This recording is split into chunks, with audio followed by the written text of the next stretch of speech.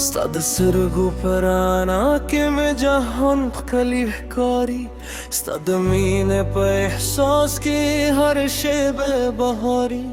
چې ته موسکی شې جانانه دلونه وخاندي، ستا د نوم په یادولو مې زخمونه تور رغېدي.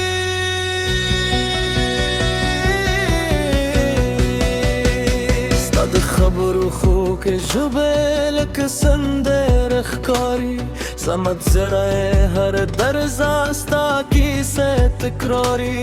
ما د ژوند په هره لاره ستا تصویر لیدلی، ته مې خوب یې، ته مې هیله یې، ته مې تقدیر یې. ستا مینه زما ژوند دی، ستا یادونه مې ارمان دي. ستا له سترګو نه قربان نشم، ته مې ښکلي جهان یې. ستا په نوم مې دعا ده، ستا په عشق کې وفا ده. ته چې راسره موجود یې، هره شیبه مې روا ده.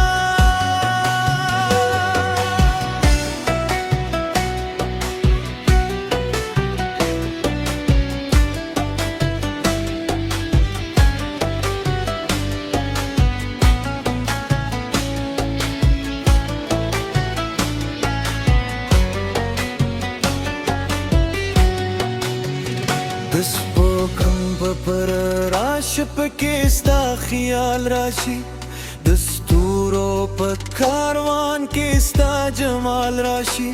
چې نسیم د ما یخام ورورو تیریږي، ستا د زلفو خوشبویي له زبان سره راوړئ.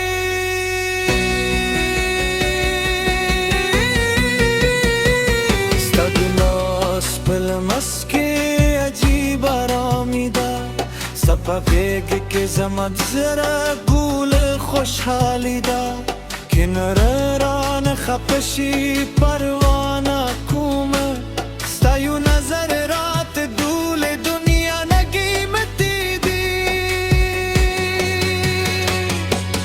راشه چې د مینې نوې کیسه ولیکو، زرونو په کتاب کې خپل نوم نه ولیکو.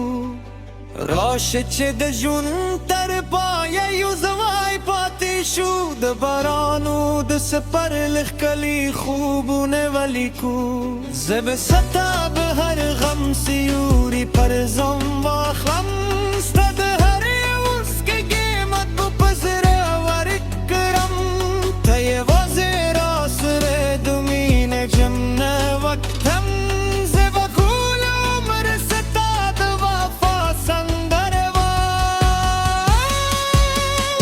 ستا مینه زما ژوند دی، ستا یادونه مې ارمان دي. ستا له